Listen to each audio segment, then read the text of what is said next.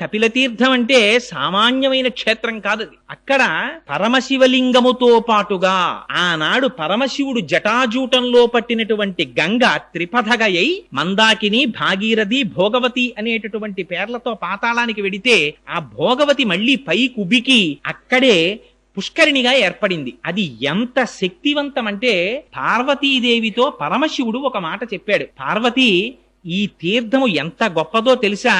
ఇది సాక్షాత్తుగా కార్తీక మాసంలో ఏ ఏ రోజులు పరమ పవిత్రమైనటువంటి మనం భావిస్తామో శనివారాలు, సోమవారాలు, నాగుల చవితి, పౌర్ణిమ, ఏకాదశి, ద్వాదశి మొదలైనటువంటి తిథులలో మధ్యాహ్నం 12 గంటల నుంచి 12 గంటల 10 నిమిషాల వరకు ప్రతి రోజు కూడా 3 లోకములలో ఉండేటటువంటి సమస్త పరమ పావనమైనటువంటి తీర్థములన్నీ వచ్చి అక్కడ చేరుతాయిట ఆ పుష్కరిణిలోకి. ఆ తీర్థములో స్నానం చేస్తే ఎంతటి వారికి కూడా శరీరమునకు పట్టినటువంటి